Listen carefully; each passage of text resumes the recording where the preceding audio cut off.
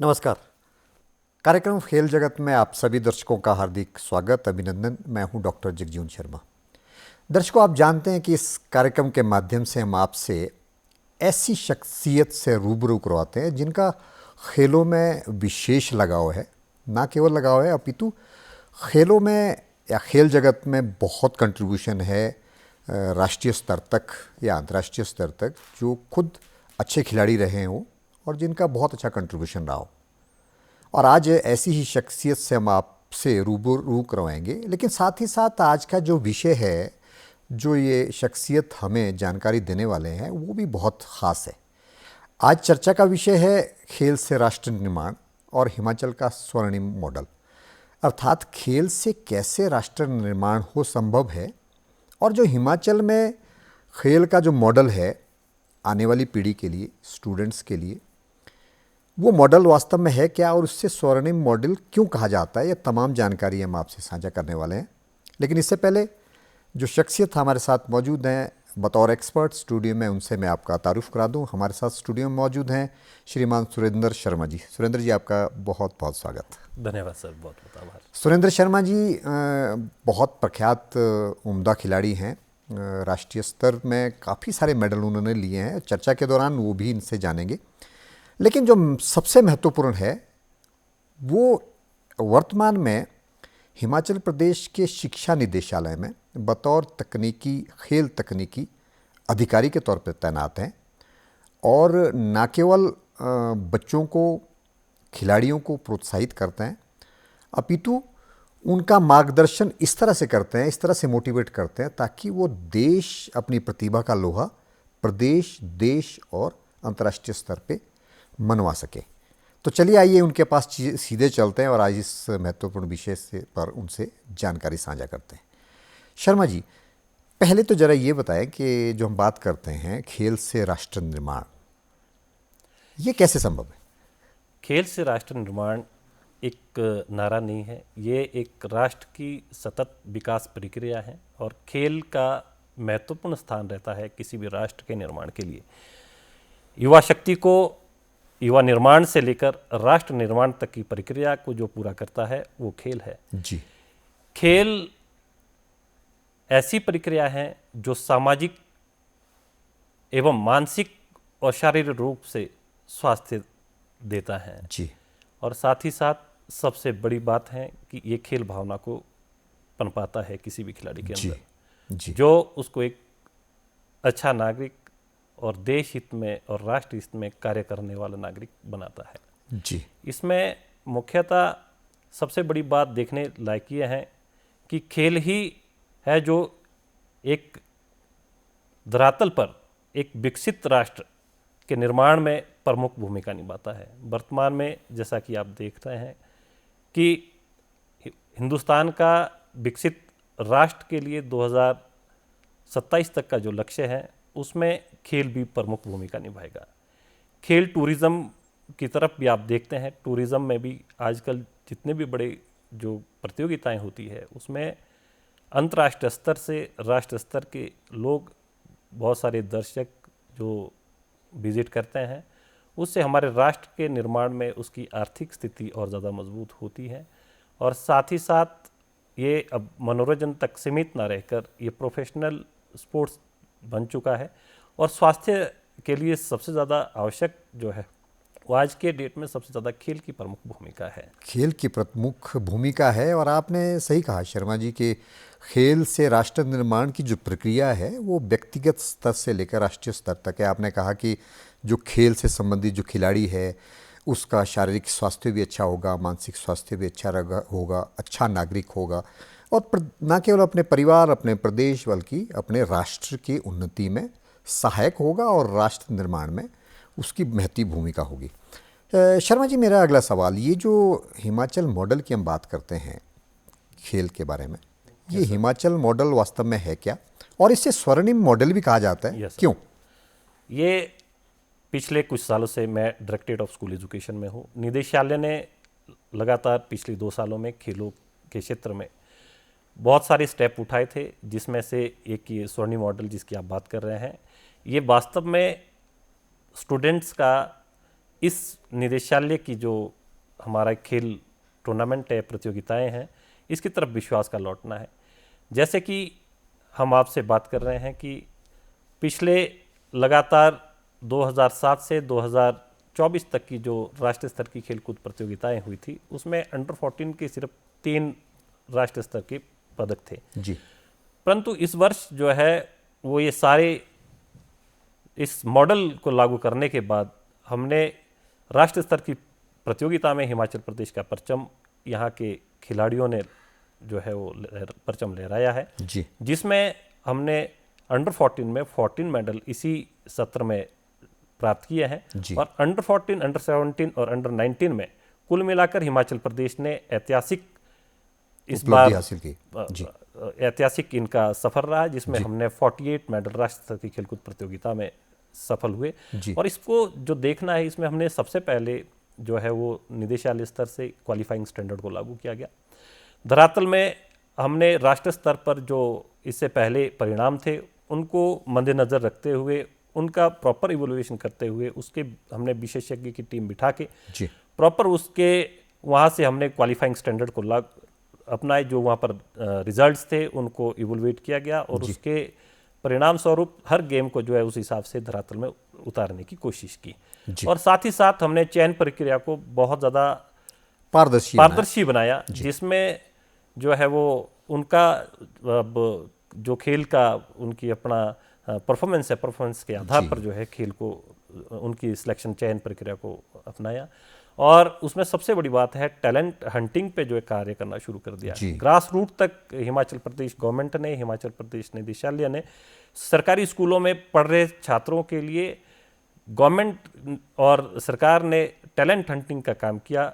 जो ऐसे पिछड़े क्षेत्र थे जहाँ पर बच्चों की रुचि थी, बच्चों की अभिव्यक्ति थी, बच्चे उसमें अच्छा कर सकते थे, उस कौशल को ध्यान में रखते हुए उनको हमने ढूंढने की कोशिश की। और सरकारी जो हमारे शिक्षा निदेशालय और जो एजुकेशन विभाग के जो हमारे हॉस्टल्स है, उनमें हमने जो है उनको हॉस्टल में डालने की जो है वो कोशिश की है। इसको और ज़्यादा पारदर्शी बनाने के लिए, इसको और ज़्यादा सक्षम बनाने के लिए कार्य निदेशालय कर रहा है। और जिसके परिणाम स्वरूप जो मैंने आपको पहले भी बोला, इतने मेडल्स जो इस बार हिमाचल प्रदेश ने प्राप्त किए, ये ऐतिहासिक सफर है और इससे अभूतपूर्व है, इससे पहले ऐसा नहीं हुआ है। तो स्वर्णिम मॉडल जो आप हिमाचल मॉडल को कहते हैं, आपने स्पष्ट किया। आपने कहा कि जो चयन प्रक्रिया थी खिलाड़ियों की, वो आपने एकदम पारदर्शी की, परफॉर्मेंस बेस्ड रखी। टैलेंट हंटिंग के जो आपने जगह जगह में आयोजन किया, आपने कहा कि दूर दराज के क्षेत्रों में, स्कूलों में जहाँ तक जो है उनकी प्रतिभा को निखारने का अवसर नहीं मिलता था, वो आपने अवसर दिया। बिल्कुल सर। और वहाँ टैलेंट हंटिंग के साथ साथ आपने उनका जो खेल के प्रति जो एक पहले तो प्रोत्साहित किया उनको, और साथ ही आपने कहा कि जो उनका कंट्रीब्यूशन थी, जिस खेल में वो पारंगत थे, उनको प्लेटफॉर्म दिया। और उसके ही परिणाम है, जैसे आपने कहा कि इतने बढ़िया मेडल जो है राष्ट्रीय स्तर पर आज तक कभी नहीं आए जैसे इस सेशन में आपने दिए। बिल्कुल सर। तो यही कारण है कि इसे स्वर्णिम मॉडल कहा जाता है। और आप जैसे जो कुशल प्रशिक्षक और तकनीकी अधिकारी जो है वो हमारे शिक्षा निदेशालय में है, संभवतः देश के बच्चों का जो भविष्य है खेल में वो काफ़ी उज्जवल है। मेरा अगला सवाल आपसे ये कि ये सही है कि आपने जो है प्रतिभा को पहचाना, निखारा, प्लेटफॉर्म दिया और पारदर्शी तरीके से उनका चयन आपने किया खेल में राष्ट्रीय स्तर तक। लेकिन शर्मा जी, क्यों, चूँकि प्रदेश की भौगोलिक परिस्थितियाँ अलग अलग है, प्रदेश में पहाड़ी क्षेत्र बहुत ज़्यादा है, ठंड का क्षेत्र भी है, ग्राउंड्स की समस्या है, प्ले ग्राउंड्स नहीं है, मौसम आधारित है, ठंड में बर्फ़ का मौसम, बरसात में बरसात का मौसम, और पूरे प्रदेश की जलवायु अलग अलग है। यहाँ पे मैदानी क्षेत्रों से लगता इलाका भी है, स्कूल जो है हमारे बीच में ऐसा इलाका भी है जो बहुत ठंडा भी नहीं है, बहुत गर्म भी नहीं है, और कुछ एरिया ऐसा है बहुत ज़्यादा, यानी भौगोलिक परिस्थितियाँ ऐसी है। क्या इन भौगोलिक परिस्थितियों में हिमाचल में ये खेल नीति लागू करना आपके लिए चुनौती थी? इसमें हमने, जैसे आपने बोला, बहुत ही अच्छा आपने प्रश्न किया है, और इसको हमने सर मेजर और माइनर गेम्स के अंदर इनको बांटा। जिन गेमों में हमें ज़्यादा ग्राउंड की ज़रूरत नहीं है, जैसे इंडोर गेम्स हो गई और छोटे जैसे कबड्डी होगी, जो जिसमें छोटे ग्राउंड हमें लगते हैं, उसमें पहाड़ी राज्यों में हम बहुत अच्छे रिजल्ट दे रहे हैं। हमने गेम्स को जो है वो मेजर और माइनर गेम्स के अंदर जी जो है सबसे पहले हमने और बांटा इनको। और मेजर गेम के अंदर हमने जिनमें बड़े प्लेयर ग्राउंड की ज़रूरत थी उनको हमने जो है वो उस तरह की गेम हमने मैदानी इलाकों में करवाई। इससे ये भी हमें आसानी हुई कि क्योंकि जिस तरह से संसाधन जो हमारे पास उपलब्ध थे उन संसाधनों का जो है सही से इस्तेमाल किया गया निदेशालय द्वारा। और साथ ही साथ जो माइनर गेम्स थी इसमें हमारे बहुत अच्छे रिजल्ट आना शुरू हो गए। पहाड़ी क्षेत्रों के जो बच्चे हैं वो अब इन गेमों में बहुत पारंगत हो चुके हैं और राष्ट्रीय स्तर की खेलकूद प्रतियोगिताओं में इस बार मेडल जो है आए। और जो मेजर गेम्स थे जिसमें बड़े ग्राउंड हमें चाहिए थे वो मैदानी इलाकों में जहाँ अवेलेबल थे ग्राउंड उसके हिसाब से हमने खेल का बंटवारा किया है। और वहाँ पर जो हमारे शारीरिक शिक्षक काम कर रहे हैं, जो हमारे लेक्चरर फिजिकल एजुकेशन है, डीपीज जो काम कर रहे हैं, उनका काम बहुत ही सराहनीय है। और वो लगातार मेहनत करने के बाद हिमाचल प्रदेश को आज इस मुकाम तक पहुंचाने में शारीरिक शिक्षक साथियों का बहुत ज़्यादा योगदान है और उनका निदेशालय हमेशा आभारी रहेगा। और अभी भी हमारी टीम लगातार इन कामों को करने के लिए तत्पर है। मैं आपको बताना चाहता हूँ कि अभी हम जो है पूरे भारतवर्ष के अंदर अगर हमारी शारीरिक शिक्षकों की जो अभी तक संख्या है वो हमारा छोटा सा राज्य है, बहुत कम हमारी जो है संख्या शारीरिक शिक्षकों की है, फिर भी हमारे बहुत मेहनती शारीरिक शिक्षकों ने भारतवर्ष के अंदर हिमाचल प्रदेश को जो है एक अलग पहचान जो है खेलों के क्षेत्र में दी है। और ये जो है वो मॉडल को सही मायने में अगर धरातल में उतारना था तो निदेशालय की इस चुनौती को जो शारीरिक शिक्षकों ने स्वीकार किया और भौगोलिक परिस्थिति के अनुसार अपने ग्राउंड को, अपने स्कूल को, अपने वातावरण को इस हिसाब से जो है वो हमने लागू किया। जैसे आपको मैं बताऊं कि इस बार हमारा किन्नौर में जो बॉक्सिंग के जो बच्चे थे बहुत ही अच्छा उनका प्रदर्शन राष्ट्रीय स्तर पर रहा। और लाहौल एंड स्पीति में जहाँ से बहुत कम बच्चे आते थे उनका विश्वास भी इस मॉडल के तहत वापस लौट आए और वो टेबल टेनिस में राष्ट्रीय स्तर की खेलकूद प्रतियोगिताओं की तरफ जा रहे हैं। और इससे हमें बहुत आसानी हो रही है और शारीरिक शिक्षकों को इस हिसाब से जो है परीक्षित किया जा रहा है और हम इनके लिए रिफ्रेश कोर्सेज भी लगा रहे हैं ताकि उनको उस खेल के लिए उस क्लाइमेट और उस क्षेत्र के हिसाब से दिया जा सके और जो जिसके परिणाम आपके सामने हैं। और जी शर्मा जी, आपने कहा कि चुनौती तो है क्योंकि भौगोलिक परिस्थितियां ऐसी है, लेकिन इन चुनौतियों को अवसर में कैसे बदला जाए ये आपने कर दिखाया। आपने कहा कि जो आपकी पूरी टीम है, जो शारीरिक शिक्षक हैं प्रदेश भर में, उनको इस तरह से आपने प्रशिक्षित किया और उनको ताकि वो बच्चों को प्रोत्साहित करें। और साथ ही साथ खेल जो है आपने कहा कि उनको आपने क्लासीफाई किया, कहाँ इंडोर गेम्स में बढ़ावा देना है जहाँ इस तरह ग्राउंड्स नहीं है और जहाँ ग्राउंड्स है वहाँ आउटडोर गेम्स को। तो यानी एक जो आपने एक पूरा निदेशालय स्तर पे, विभागीय स्तर पे अपने जो आपके शारीरिक शिक्षक हैं उनके समन्वय के साथ इन चुनौतियों को अवसर में बदला। यही कारण है जो आप आंकड़े दे रहे हैं कि राष्ट्रीय स्तर पे बहुत अच्छा प्रदर्शन जो है आपके हमारे जो बच्चों ने, खिलाड़ियों ने किया। बिल्कुल सर। मेरा अगला सवाल ये कि चूंकि विभाग तो बहुत अच्छा काम इसमें कर रहा है, सरकार की तरफ से क्या सहयोग आपको मिलता है? हिमाचल प्रदेश सरकार ने इस वर्ष जो है वो इस वर्ष नहीं लगातार जो है निदेशालय को सहयोग किया है। और जैसे कि इसी सरकार ने जो है अभी जो सरकार है इस सरकार ने बहुत ही ज़्यादा खेलों के क्षेत्र में प्रोत्साहन दिया है। और इसमें जो सबसे पहले हमारी डाइट मनी थी वो 120 रुपये प्रति स्टूडेंट प्रति दिन थी टूर्नामेंट्स की, जिसको बढ़ाकर वर्तमान सरकार ने 250 रुपये कर दिया। इससे पूर्व में जो हमारी राष्ट्रीय स्तर के लिए जो टीमें जाती थी उसमें हमें ट्रैवलिंग करनी पड़ती है रेल से, तो हमें स्लीपर क्लास तक जाते थे बच्चे। परंतु वर्तमान सरकार ने जो है इसको थर्ड एसी और हवाई यात्रा भी कर सकते हैं हमारे बच्चे, और जिससे बच्चों के जो है वो आसानी हो गई, हमें बहुत ज़्यादा आसानी हो गई और वहाँ पर पहुँचाने के लिए जो है आसानी भी होगी और हौसला अफजाई भी होती है। बिल्कुल बिल्कुल, बच्चे जो है इसमें प्रोत्साहन मिल रहा है और बहुत इंटरेस्ट ले रहे हैं। और वर्तमान सरकार ने ये बहुत अच्छे स्टेप लिए हैं। और दूसरा, खेल से स्वास्थ्य योजना हिमाचल प्रदेश सरकार की एक ऐसी योजना है जो धरातल में जो हमारे स्कूल्स है वहाँ पर जो है हम नई जो तकनीकी है, नए जो मतलब उपकरण है, खेल उपकरण जो है उनको स्कूलों को दिए जा रहे हैं। कबड्डी मैट्स दिए जा रहे हैं, जो जैसे बॉक्सिंग रिंग देना और अलग अलग उपकरण जो है नई तकनीकी के साथ जोड़ा जा रहा है। और हमारा जो मकसद है वो 2036 का जो ओलंपिक हिंदुस्तान में आयोजित होना है उसको ध्यान में रखते हुए निदेशालय की टीम बिल्कुल और निदेशालय के सभी कर्मचारी जो खेल से जुड़े हैं, और खासकर जो निदेशालय में हमारी खेल शाखा देख रही है और निदेशक महोदय, सभी का विज़न है कि हिंदुस्तान के अंदर जब ये बहुत बड़ी जो अंतर्राष्ट्रीय स्तर की सबसे बड़ी प्रतियोगिता है, जिसमें आयोजन जब यहाँ पर हिंदुस्तान में होना है, तो उसमें हिमाचल प्रदेश, आप देखेंगे कि हमारा लक्ष्य है कि उसमें हमारे जो है ज़्यादा से ज़्यादा हिमाचल प्रदेश के तो छात्रों, बच्चे उसमें जो है अच्छा प्रदर्शन करेंगे स्वाभाविक तौर पर, जिस तरह से आप काम कर रहे हैं, लोगों को, बच्चों को प्रोत्साहित कर रहे हैं। लेकिन आपने कहा कि सरकार की तरफ से सहयोग, अच्छा खासा सहयोग मिल रहा है। आपने बात स्पोर्ट्स हॉस्टल की हो, डाइट मनी की हो, ट्रैवलिंग की हो, यात्रा करने की बात हो, या उपकरण इत्यादि खरीदने की बात हो, बिल्कुल तो सर। आपको सरकार की तरफ से बहुत अच्छा सहयोग मिल रहा है। यही कारण है कि फिर आप जो है उस तरह से बच्चों को, खिलाड़ियों को आगे लाने के लिए प्रोत्साहित कर पा रहे हैं। इसमें स्पोर्ट्स हॉस्टल का सबसे बड़ा मैं आपके साथ डिस्कस करना चाहता हूँ। स्पोर्ट्स हॉस्टल जो है, इससे पहले हमारे जो है 8 स्पोर्ट्स हॉस्टल थे।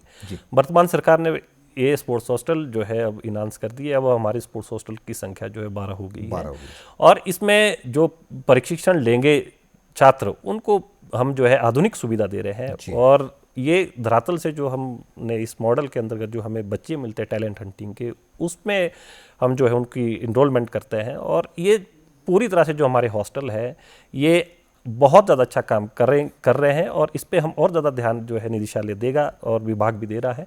और इसको, खेल को जो है वो हम अब मनोरंजन का साधन ना बनाकर अब इसको प्रोफेशनल स्पोर्ट्स की तरफ हम जा रहे हैं। बिल्कुल। और स्कूलों का वातावरण हम पूरा जो है खेलमयी अब बना रहे हैं, और सभी के लिए खेल जो है योजना जो है हमारी सरकार की है, इसको लागू किया जा रहा है।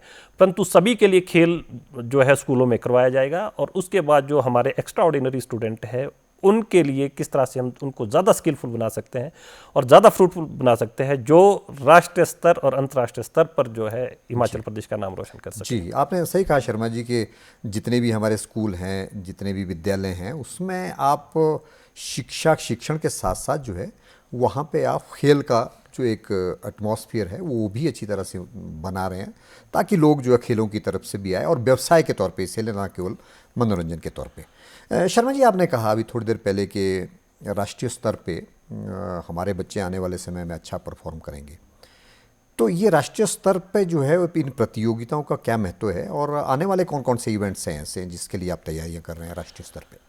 इस वर्ष हमारा जो ये सत्र था, ये कंप्लीट हो गया है, और इस बार जो है हिमाचल प्रदेश में जो है वो 3 राष्ट्रीय स्तर की खेलकूद प्रतियोगिताओं का आयोजन कराया गया।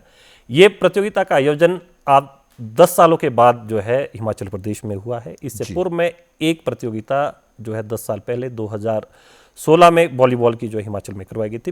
परंतु वर्तमान सरकार ने खेलों की तरफ अपना रुझान को और अपना विश्वास जताया है, और हमने जो यहाँ पर 3 सफल राष्ट्रीय स्तर के जो है टूर्नामेंटों का आयोजन करवाया, जिसमें पहली प्रतियोगिता अंडर 14 बॉयज़ की जो है वॉलीबॉल टूर्नामेंट जो है पोटा साहिब में आयोजित किया गया, और दूसरी जो प्रतियोगिता थी वो अंडर 19 गर्ल्स कबड्डी नालागढ़ में आयोजित की गई, जिसमें हिमाचल प्रदेश की बेटियों ने ऐतिहासिक प्रदर्शन करते हुए पहली बार जो है कबड्डी में अंडर 19 टूर्नामेंट में स्वर्ण पदक जीता। और साथ ही साथ तीसरी जो हमारी प्रतियोगिता हुई वो घुमारवीं में करवाई गई, जो हैंडबॉल की थी, और हैंडबॉल में भी हिमाचल प्रदेश का ऐतिहासिक सफर रहा है, जिसमें हमने जो है गोल्ड मेडल प्राप्त किया। और मैं आपको बताऊं, हिमाचल प्रदेश के जो रिजल्ट है वो राष्ट्रीय स्तर पर ही नहीं, अंतर्राष्ट्रीय स्तर पर भी बहुत अच्छे जो है हमारे हो रहे हैं। पहली बार जो है school game federation of India ने अंतर्राष्ट्रीय स्तर पर बच्चे भेजे थे, जिसमें हमारी 3 बेटियों ने, हिमाचल की 3 बेटियां स्पोर्ट्स हॉस्टल जुब्बल की लड़कियां 3 जो है वो सिलेक्टेड हुई, जिसमें सीरियल नंबर 1 सबसे ज़्यादा ऊपर फर्स्ट पायदान पे हमारी बच्ची जुब्बल की जो है सिलेक्ट हुई। तीनों बच्चियां प्लेइंग में थी जो हिंदुस्तान के लिए खेली। ये चाइना में टूर्नामेंट हुआ था। और हैंडबॉल में भी हमारी बेटियों ने जो अंतर्राष्ट्रीय स्तर पर भाग लिया, और हमारी पिछले साल ही 7 बेटियां अंतर्राष्ट्रीय स्तर पर खेली, और जिसमें से एक लड़का वॉलीबॉल में हमारा अंतर्राष्ट्रीय स्तर पर खेला। तो हिमाचल प्रदेश सरकार और हिमाचल प्रदेश निदेशालय, हिमाचल प्रदेश का शिक्षा विभाग खेलों के लिए, क्योंकि सबसे ज़्यादा जो हमारे पास स्टूडेंट है इस टाइम, वो सबसे ज़्यादा जो स्टूडेंट स्कूल्स के पास है, और जो दूसरे हमारे खेल संघ है वो भी अच्छा कार्य कर रहे हैं, परंतु स्टूडेंट्स की जो इनरोलमेंट है वो खेल संघ के पास नहीं है, वो निदेशालय के पास है, स्कूल का जो हमारी खेल शाखा है, और उनके साथ हम मिलकर जो है हिमाचल प्रदेश को और ज़्यादा सुंदर और सुदृढ़ करने की कोशिश करेंगे। जी शर्मा जी, आपने कहा कि राष्ट्रीय स्तर पे जितनी भी प्रतियोगिताएं हैं उसमें प्रदेश के जो बच्चे हैं बहुत अच्छा खासा जो है वो न केवल पार्टिसिपेट कर रहे हैं, अपितु अच्छे रिजल्ट, अच्छे परिणाम भी साथ में आ रहे हैं। और ये आपके विभागीय स्तर पर सरकार और बच्चों और आपके शारीरिक शिक्षक उनके संयुक्त तत्वावधान में या फिर संयुक्त एक समन्वय के साथ संभव हो रहा है। लेकिन जो आने वाली, ये तो होगी राष्ट्रीय स्तर की बात, अंतर्राष्ट्रीय स्तर के भी कुछ इवेंट्स भी आने वाले समय में आ रहे हैं, और उनके लिए कैसे आप प्रोत्साहित कर रहे हैं बच्चों को? जैसे अंतर्राष्ट्रीय स्तर पे 2030 में कॉमनवेल्थ गेम्स का जो है हिंदुस्तान आयोजन करेगा, बिल्कुल मेजबानी करेगा। इसके लिए सही मायने में बिल्कुल हमारा जो खेल शाखा है और निदेशालय है पूरी तरह से तैयार, पूरी तरह से हम तैयार हैं जी। हमारा पूरा फोकस जो है अभी सबसे पहले 2030 पर है। जो अभी हमारे पास बच्चे खेल रहे हैं, इनका ही ये स्वर्णिम जो है वो पल है, स्वर्णिम ये ईरा है, स्वर्णिम ये दशक है, जिसमें खेलों में जो है वो अब करियर बनाने के लिए बहुत अच्छे अवसर जो है वो बच्चों को मिलेंगे। और दूसरी बात मैं आपको बताऊं कि जो हमारा फोकस है पूरी तरह से अभी 2030 में कॉमनवेल्थ पे है, और हिमाचल प्रदेश आप देखेंगे बहुत सारे खिलाड़ी आपको खेलते हुए दिखेंगे, और हिमाचल प्रदेश सरकार का भी इसमें बहुत बड़ा हाथ है। जैसे मैं आपके साथ खेल कोटे की बात करूं, 3% खेल कोटा सरकारी सेवाओं में हमारे बच्चे आ सकते हैं, इससे भी बड़ा विश्वास बच्चों का बड़ा है। और इसी वर्तमान गवर्नमेंट ने इस खेल कोटे के अंदर नई गेमों को इंक्लूड किया है, और इससे जो है हमें बहुत आसानी हो गई है, और अब बच्चों का जो है वो बहुत ज़्यादा रुझान बढ़ेगा, बच्चों का मनोबल बढ़ेगा, और बच्चे ज़्यादा से ज़्यादा प्रोत्साहित होंगे। स्वाभाविक है, क्योंकि आप जैसे मार्गदर्शक जो हैं वो बच्चों के लिए। और आपने कहा कि ना केवल राष्ट्रीय स्तर पर अपितु अंतर्राष्ट्रीय स्तर पे जो होने वाली, जैसे एशियंस के आपने कॉमनवेल्थ गेम्स की बात की, उसके लिए भी आप पूरी तरह से तैयार हैं और तत्पर हैं। बिल्कुल शर्मा जी, मेरा अगला सवाल, बात खेल की जब होती है तो ना केवल आप तो स्पोर्ट्समैन हैं, तो आप तो स्वाभाविक तौर से खेलों के ऊपर जो है ज़्यादा लोगों को प्रोत्साहित करते हैं।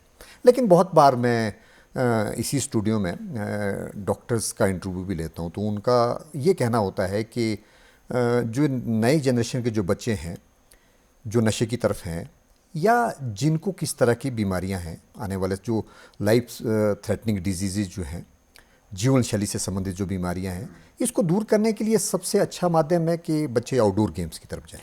यानी मेरा सवाल ये है सीधा सीधा कि जो खेल और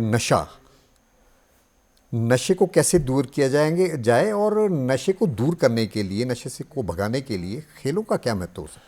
सर, ये आपने बहुत अच्छा क्वेश्चन किया, और मैं आपको बताऊं कि जो खेल है वो बच्चों को, सबसे पहले हमारे को दो सबसे बड़े चैलेंजेस इस टाइम जो आ रहे हैं, एक नशा है, दूसरा डिजिटल गेमिंग की तरफ है। अगर पेरेंट्स, अभिभावक और हम मिलकर ये संकल्प करें कि हमारा बच्चा आउटडोर खेले और गेमों की तरफ बढ़े, तो ये जो है वो उसका करियर बिल्डिंग का काम भी करेगा।